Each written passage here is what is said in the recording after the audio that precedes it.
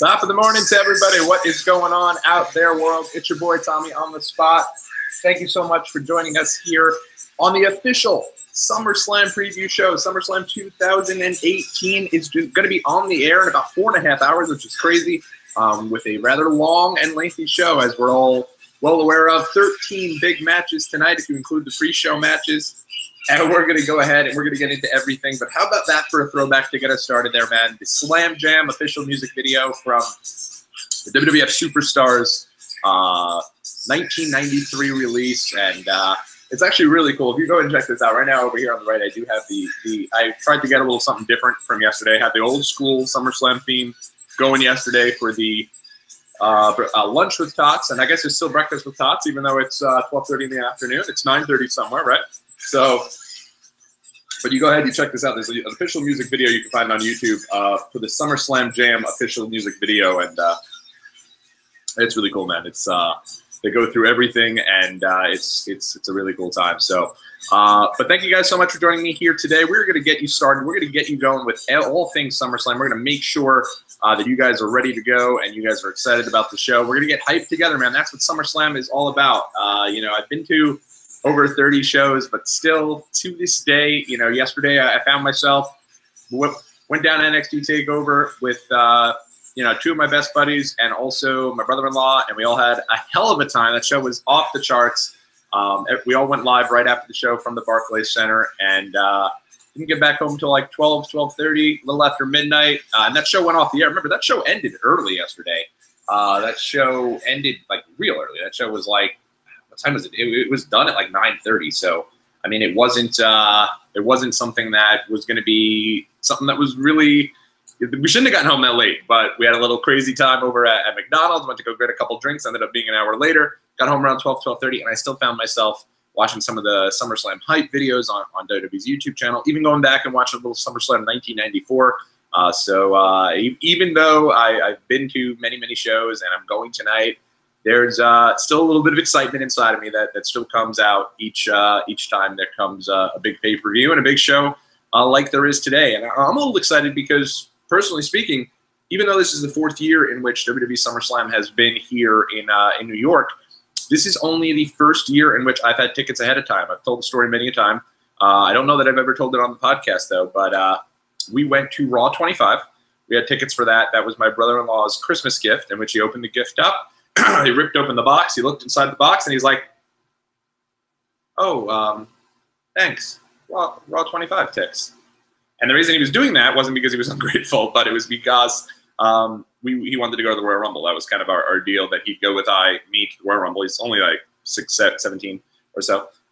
So we were going to go to the Royal Rumble for my bachelor party, his portion of my bachelor party, and couldn't get tickets anywhere. So it was horribly hard to get tickets for the Royal Rumble.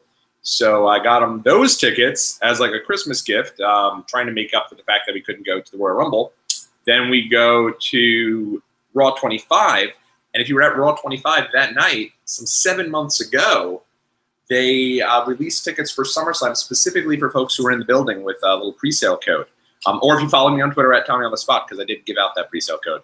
But you know, it was one of these deals where we went and we did a deal where it was, you know, we immediately bought tickets. It was like, hey, let's get tickets because we normally don't get a chance to get them, because SummerSlam has been that one show where they don't, sometimes when it sells out, usually you wait a little longer and then there's like a few tickets that get released. That does not usually happen with SummerSlam. So if you even watch that video I put up previewing like all the weekend's events from the Barclays Center, you can see some fans out there. I don't know why they're wearing replica belts. Someone asked me that. Thank you. Someone asked me why they were wearing replica belts. I'm not sure, but a lot of fans were there trying to get tickets, and that was me the last couple of years. I was out there in front trying to get tickets at the Barclays Center. I don't work too far from the area, so on the way home or on the way in, I'd stop off at the box office and hope that they release SummerSlam tickets.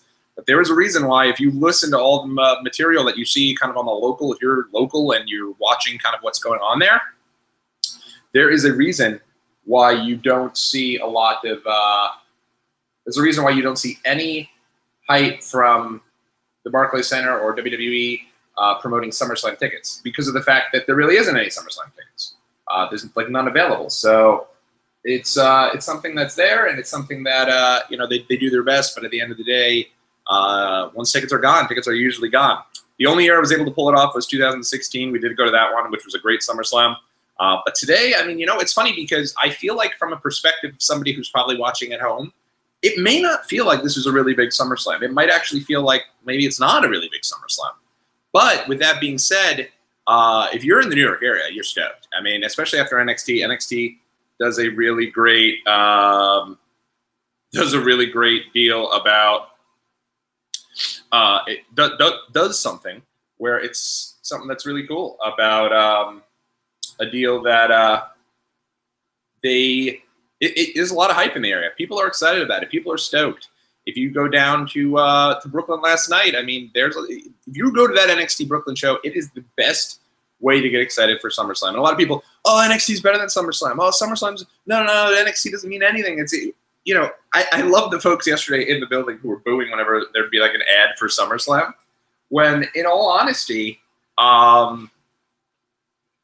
most of those folks are going to both shows. So it's a little funny, but it is what it is. And I think my brother-in-law Dave said it best yesterday when we were on if you watched our video kind of after NXT TakeOver, I asked him what he felt about SummerSlam. And we were both talking about, you know, which one he kind of preferred. And he said, you can't really compare the two. It's two different things. And I think he's 100% right about that. If you go to NXT TakeOver, you went to that show yesterday, you were banking on the fact that there was going to be at least 4 to 5 really, really strong, good matches. And there ended up being 4 to 5 really, really good, strong matches. And they ended up doing a deal where some folks had basically had done a deal where a lot of folks were excited for that show, and I think it delivered on all fronts. The ending was a little flat with Johnny Gargano and Tommaso Ciampa because of the fact that it was a little bit of a cheapy ending, kind of made Johnny Gargano look really bad. But with that being said, all of those matches delivered. Gargano and Ciampa was great. Ricochet and Adam Cole was fantastic. The tag title match, in my opinion, was the best match of the night.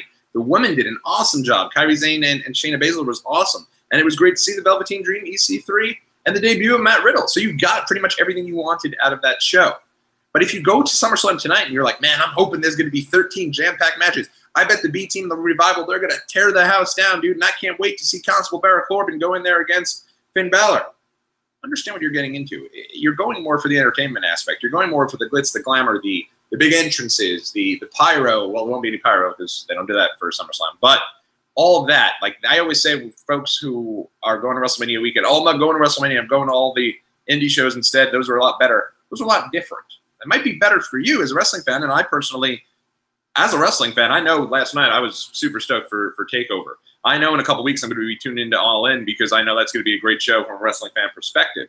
But if you're there for entertainment, it's hard sometimes to top what WWE offers if you go into it knowing what to expect. And I'll tell you, go watch that video right outside of the Barclays Center and tell me that I put up, and tell me those fans aren't excited. People were screaming, people were going nuts, and people were having a really, really great time. So it's good stuff, man.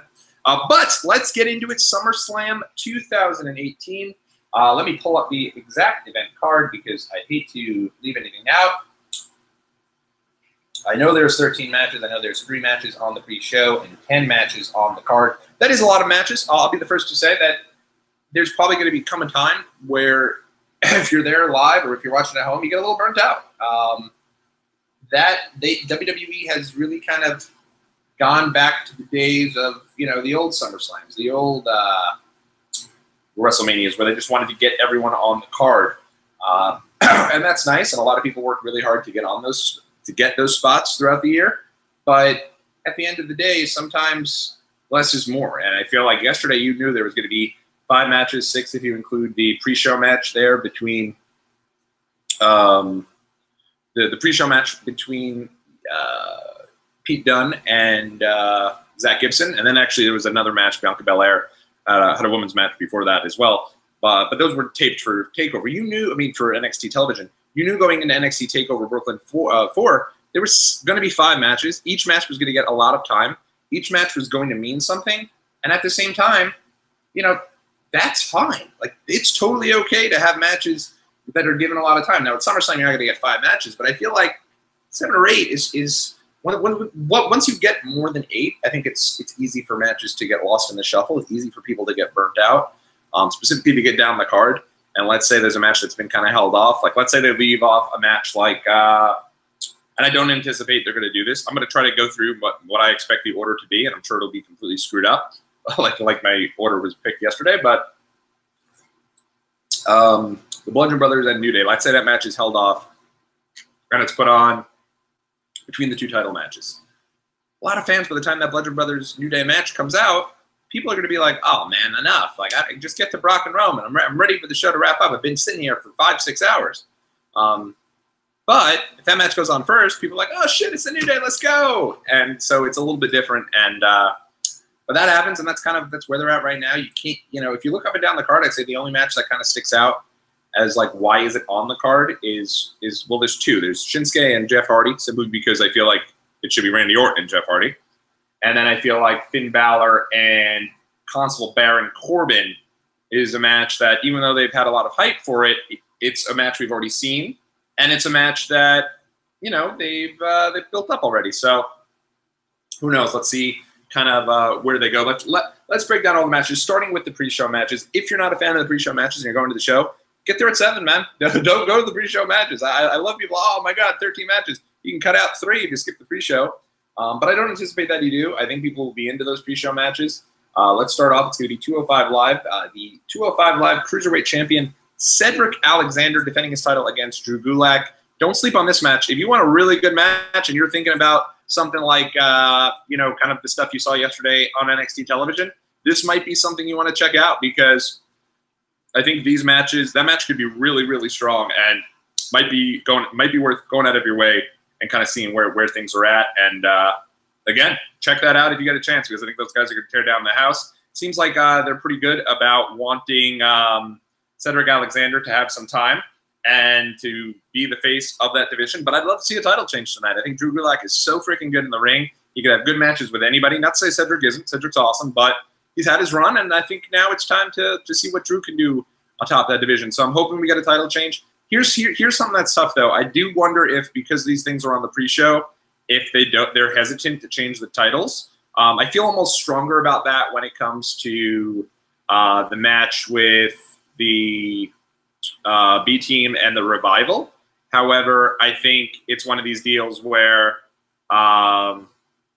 they're trying to get you excited about what's going on. They're trying to kind of get you going when it comes to amping up the show and getting you started there. So you're gonna have Cedric Alexander, and I feel like that match between the B Team and the Revival, it's a little less likely that those titles change hands, simply because that's a Raw title and it's happening on the pre-show. I feel like they should, and I'll get to that in a sec. But Drew Gulak, I feel like this is big for 205 Live. They don't usually, in the Cruiserweight division, they don't usually have matches on pay-per-views.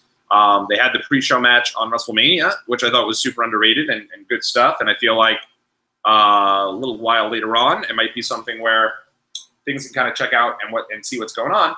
But because this is so big for 205 Live, I feel like you could see a title change here, and I almost expect it to happen. So I'm going to go with Drew Gulak, and I guess we'll kind of see what happens from there. But 205 Live is the type of show, because it's on after SmackDown, it remains a show that I personally sometimes forget is on, and I hate to do that because I know those guys are killing it. And if I do end up going to SmackDown, well then hell, on Tuesday, then I'll definitely stay for 205 Live, and I bet I'll really enjoy it. But I do think those guys going out there killing it before SmackDown starts is still the way to go with that show. Moving right along, the B Team defending the tag titles against the Revival. Cool to see Bo Dallas and Curtis Axel get a shot on SummerSlam, even though it is on the pre-show. It's still SummerSlam. It is what it is. I would love to see a title change here. People are going to be I can guarantee you, almost 100% behind the Revival. If this match goes on when there's actually people in the crowd and there's people that are there live, people will be solidly behind the Revival. I know the B Team has a little bit of a cult following right now, but this is not a deal like it was with Heath Slater in 2016. People who have wanted if you're a fan of tag wrestling, if you're a fan of wrestling in general, if you're a fan of NXT, people have wanted to see the Revival get a chance to shine, and I feel like these guys coming out tonight, they're going to be seen as, quote-unquote top guys, and people are going to be super into them. Brooklyn, they remember the matches the Revival have had in that building in NXT TakeOver and to have the chance to go for the tag titles, I think people will be solidly behind the Revival tonight. Moving right along. So I don't expect the title changes, though, again, because of the fact that this is a Raw match and it's on the pre-show. They don't typically change the titles there. But if there's a time to do it, there's a time to be excited about a potential title change, I would do it tonight. And I think that it would get the crowd hot and the crowd going, ready for SummerSlam. So I'm hoping the Revival pull it off. Then probably the match that I would have flipped. I would have put this match on the main show, and I would have taken Baron Corbin and Finn Balor and put them on the pre-show. I do think there's a reason for holding off on Corbin and Finn Balor, though. I'll get to that in a second. But Rusev and Lana going up against Andrade Cien Almas and Zelina Vega. Super stoked for this match. I can't even lie. This is the reason I'm getting there early. I know the other matches I spoke about. I said they're probably, if given time, they'll be good. But this is a match that I think could be a lot of fun, man. Rusev, people are really into him. That Rusev Day thing is still strong. People were doing Rusev Day yesterday at NXT. And I think it's going to be fun. You got to figure that Andrade and Zelina Vega get the win. But at the end of the day, Rusev was just in the main event a month ago. So this is a deal where maybe somewhere down the line we get a Rusev Blu-ray disc commemorating his career and him mentioning how he went for the title 1 month and he was on the pre-show the next month. So kind of, CM Punk, the same deal happened with him when he was the champ, and then the next show he was on in a dark match against R-Truth. So who knows? Who knows what's going to happen with that? But it's going to be fun, and people will be into that. That'll be probably the last match that's on the pre-show before the main SummerSlam card. And I do expect Zelina Vega and Andrade to pull off a win and keep them going. If they get another loss, I feel like it could hurt them, so I hope they don't go with that route.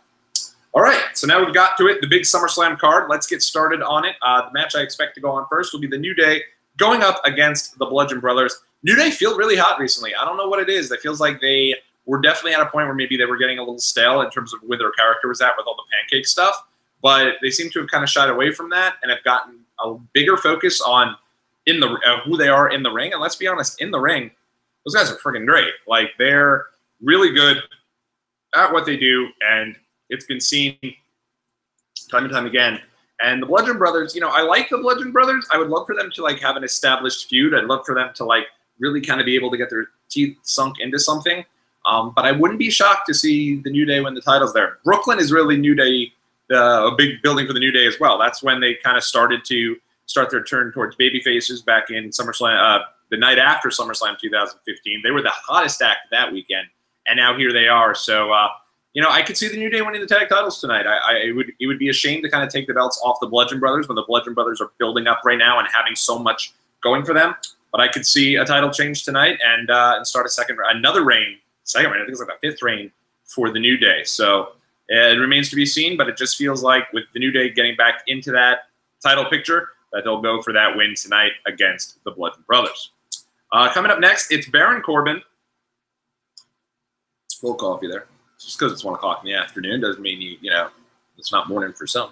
So Constable Baron Corbin going up against Finn Balor. I believe that this match is on the main card for one reason only, and maybe it is hope, blind hope, and false hope, but I believe it's on the card because I believe that Finn Balor is going to be bringing back the Demon tonight. That's the only thing that makes sense for me. I would love to see the Demon back on the show. I think that it's been a long time. SummerSlam feels like Demon Country, so to speak. You remember him winning the title as the Demon, and it would be fun to see the Demon brought back tonight, and I expect the Demon to show up tonight, destroy Constable Baron Corbin. But that being said, Corbin has been somebody that, for whatever reason, people have been really into. Not saying that fans are super into him, but ever since he shaved his head, I feel like he's been getting a ton of time on television. And it almost feels like we're leading down the road to Team Angle versus Team Corbin at Survivor Series. So with that being said, I wouldn't be shocked to see. I think if Finn Balor comes out and there's no Demon, I think Corbin's going to take this match. Finn Balor comes out with the Demon, they've established a Demon doesn't lose, and I don't expect him to. But if Constable Baron Corbin comes out tonight and it's just regular Smiley Wiley Finn Balor with the leather vest, I like Finn, but I'm tired of Smiley Wiley Finn Balor, then I expect Corbin to take that win. All right, moving right along the card there, Shinsuke Nakamura defending the United States Championship against Jeff Hardy. This match is weird. I originally thought that the reason why this match was going on was because of the allegations coming up against Randy Orton. I thought they were investigating those, and so Orton was off television for a while. But then on SmackDown, Orton was showed kind of lurking in the lurches, so to speak, and seems to still be a part of the show. So with that being said, it seems like that is where the big feud is for Jeff Hardy right now, is with Randy Orton. They had the sick thing where Randy Orton came out and kind of pulled on Jeff Hardy's ear. So I'm not sure why they didn't go with that match. I feel like that would have been the match to go with. That would have been the way to go with everything tonight. But instead, they're bringing back Shinsuke and Jeff Hardy. I hope these guys have a good match. They've kind of been, snake bit, kind of right when they were coming down the pipe there with these guys, and they've been snake bit ever since. But with that being said, I think that if they're given enough time, these are two of the most charismatic guys in WWE, and it could be a really fun match. I personally am excited to see Shinsuke's new music live. It's my first chance to see that new music live. Shinsuke is always one of my favorites, even as a heel, and I hope he retains the title tonight. I don't think Jeff needs it for his feud with Randy Orton, which is clearly where he's heading.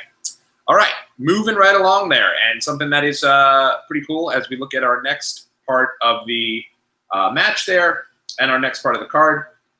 It is going to be the Women's Champion, Carmella, defending the championship against Charlotte and Becky Lynch in a triple threat match.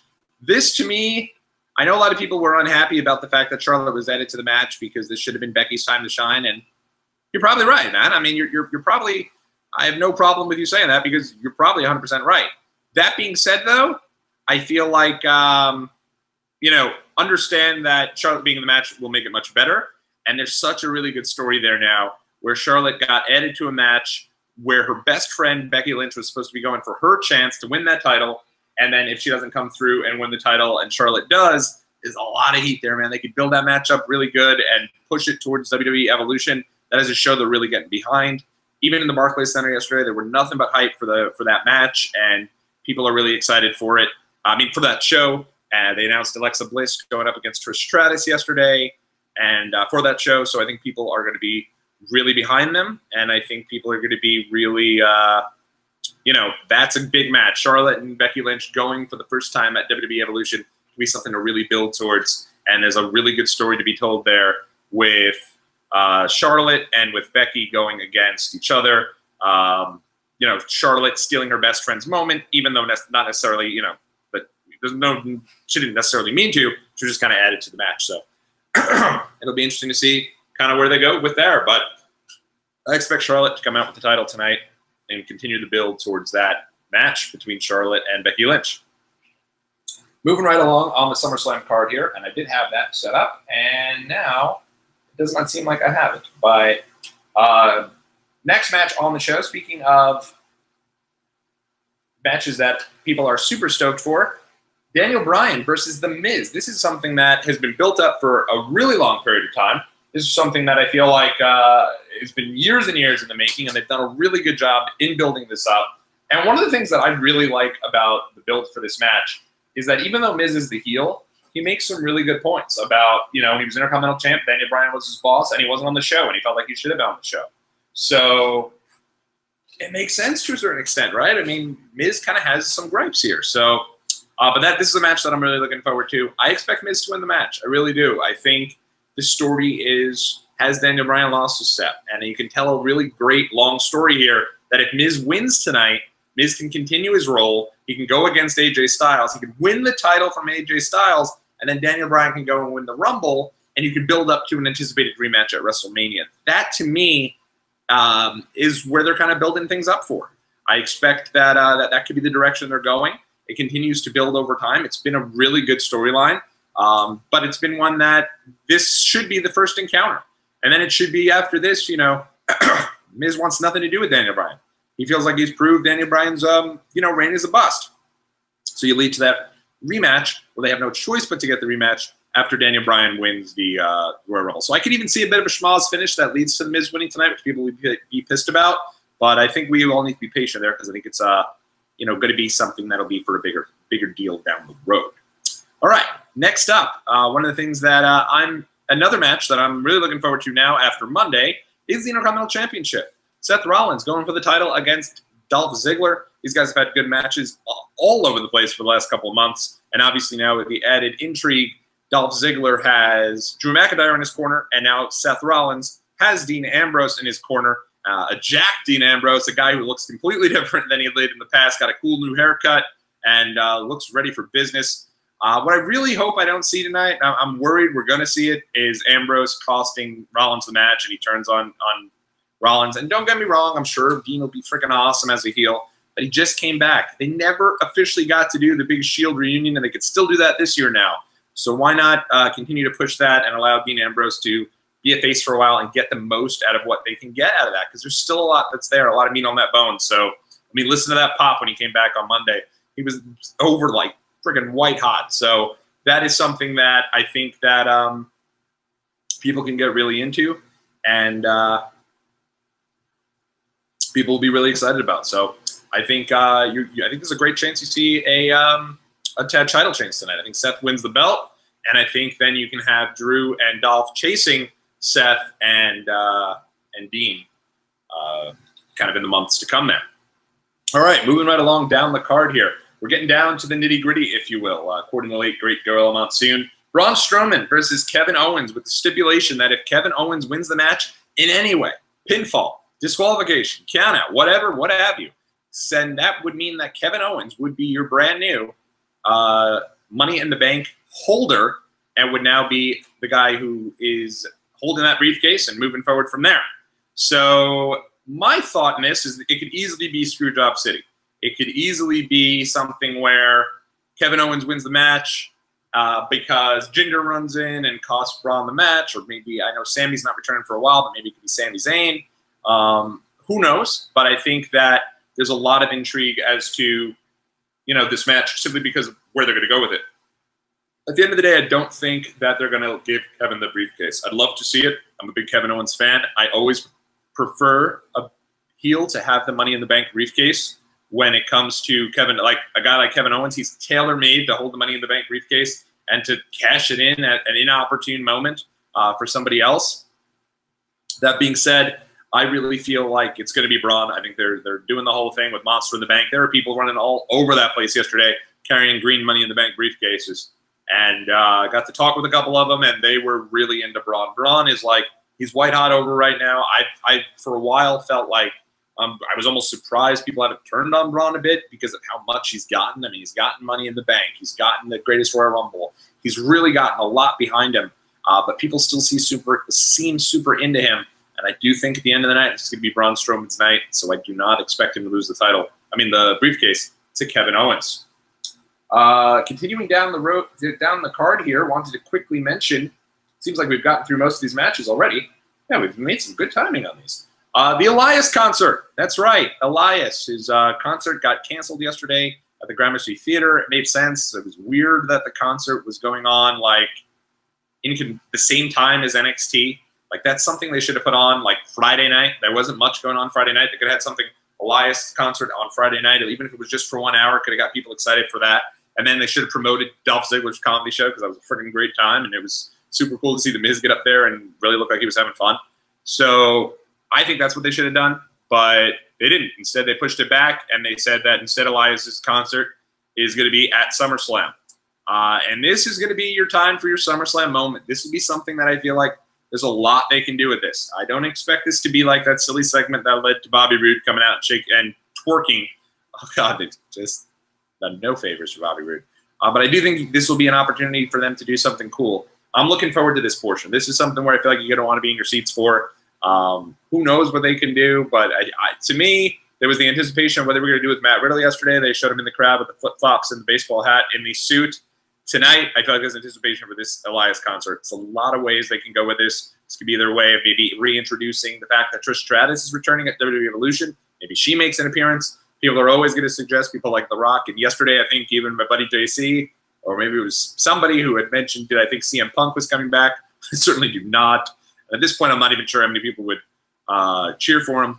But if there's something that's going to happen, it's going to happen at this Elias concert. And eventually, it should end with Bobby Lashley standing tall and getting Bobby Lashley on the show. Lashley's the guy they've gotten behind. They had him ring the closing bell at the New York Stock Exchange the other day. He's been on a bunch of different shows. He's been there with the New York Yankees, right there with AJ Styles and Charlotte.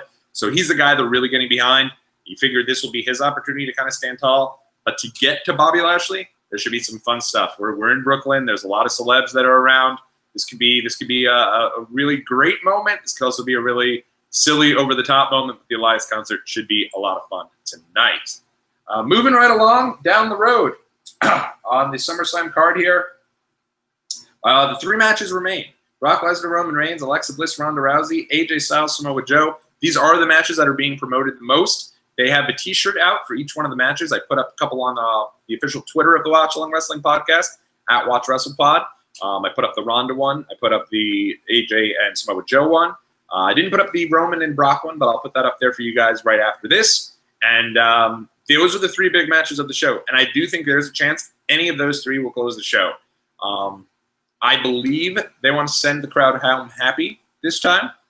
But I don't think that – part of me thought they were going to go with AJ and Samoa Joe in the end, but I think they have other plans. And so I believe that it is going to be AJ and Samoa Joe in this spot here. But that's okay. Yeah, it doesn't necessarily matter. I know people don't want to hear this. It doesn't necessarily matter. As long as they're given time and they tear down the house, who cares where they're located on the card? It'd be great to see them close, don't get me wrong. But as long as they're having great matches, I feel like that's all that matters. And I believe those guys are going to tear down the house. I believe that AJ Styles is going to keep the belt because, as I've already said, I think that we're getting to Miz going against Daniel Bryan. And, Miz going against AJ Styles, so it wouldn't make much sense from a perspective of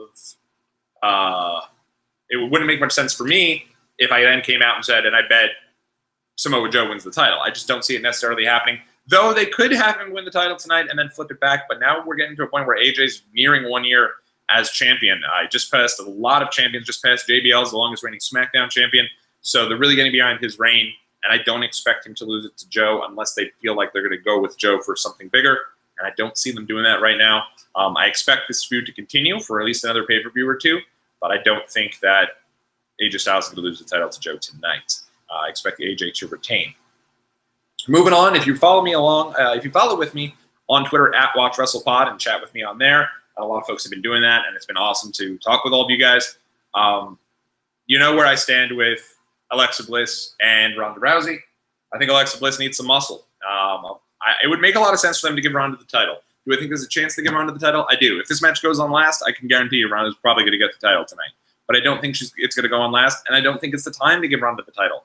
Just because of the fact that, Ronda is a humongous star doesn't necessarily mean that she needs the title. They can continue to build up Alexa Bliss, who's done a lot of really good things with the belt, and now, with it already announced that she's going against Trish Stratus, how cool would it be to have Trish Stratus return, take on Alexa Bliss with that title on the line? I think there's a lot of fun they can tell there. So who knows? Who knows where it's going to go? But I think that Alexa Bliss should win the match, and my theory is that Shayna Baszler, after losing the title last night, will come up to the main roster today and be the muscle for Alexa Bliss and cost her former friend Ronda Rousey the match. Then you can kind of go with Shayna and Ronda. They're in a big match at Evolution and kind of build towards that and keep Ronda away from the title until she finally wins it somewhere down the road, like WrestleMania or what have you. So, and I know she's expressed that she's having so much fun in WWE, she'd like to extend her run, which is great for wrestling fans and great for WWE in general. Ronda's a big star still. She's going to be in this movie Mile 22. It's all over commercials. She's still legit celeb, so it really is cool if she does stick around. And if that is the case, you don't have to give her the belt so soon, though I'm sure they're going to want her to make appearances with that title to promote the Evolution show. So I could be completely off my rock. Who knows? But Ronda Rousey and Alexa Bliss, I'm going to go with Alexa to keep the belt there. Next up, the big match of the evening, Roman Reigns versus Brock Lesnar, the match that seemingly everyone is planning to turn on, and I'm hoping they don't. I know that people love to see that stuff, but I feel like there's a lot more to remember about a show or to remember about a match than when fans throw beach balls around and bang beach balls around and do what they got to do to entertain themselves. This is coming at the end of a long show. If you've been there the whole day, as someone like myself, we're going to get there at 5 because my brother-in-law he's into making sure he's there for every match. I'm a huge continuity freak as well. Don't get me wrong. I want to be there for everything. But when the show is that long, I don't mind. Maybe you get there around 6, you walk around for a bit, you eventually make your way to your seats in time for the final pre-show match. But he loves being there for everything, so I'm sure we will be. I'm sure we'll be a little burnt by the time Brock and Roman come out. But this tonight is probably the final night in which Brock Lesnar will be in the WWE. He is probably going back to UFC. And it's probably a deal where, you know, I kind of posed the question out on Twitter, though. I said, what are you looking most forward to in terms of SummerSlam? And someone said, at Never Quit Sigs, said, Roman losing, no cash in, the beast standing tall. And a lot of people are saying, no, tonight's the night. Brock's last night in the company. This is where we're at. Brock's going to lose the belt. And there's no way because he's going back to UFC. He's not interested in WWE anymore. This is the end. And you know when else everyone said that? At WrestleMania. Matter of fact, that was what a lot of people said going into that match at WrestleMania. And what happened? Brock beat him. Clean. Center of the ring. Beat Roman Reigns. But this feels like it's going to be a cash-in tonight. And there's a couple different ways they can do it. They could finally have Roman beat Brock, center of the ring, clean. And I have no issue with that. And they should have somebody beat Brock. If Brock is leaving and wrapping things up, they should have someone come in and beat Brock clean, middle of the ring, and that's what it is. So if Roman wins the title tonight, people are going to be going nuts for Strowman. And I think Strowman's going to come and cash in and beat Roman Reigns. And everyone's going to have a party. And then you lead right to Braun Strowman as your champion, with Roman Reigns now chasing him, that he cost Roman his match. I'm not going to say a straight-up heel turn because it doesn't seem like they want to turn Roman heel. So, but that is where I see things going tonight. I expect tonight to end with Braun Strowman winning the championship, cashing in, people losing their mind. I think you can go either way with it. You can have it be where Lesnar beats Roman Reigns, and then Braun comes out and fights him, and that would actually be even more noble, and then a kind of deal where, you know, Roman just couldn't get it done, and instead Braun did, and they had a solid 2-3 minute, 5-10 minute match, and Braun beats Brock Lesnar, and he's the new face of WWE. Brock rides out into the sunset, and that's it. And they could easily do that too. Whichever way they go, though, I would be very surprised if by the end of the night there's no cash-in.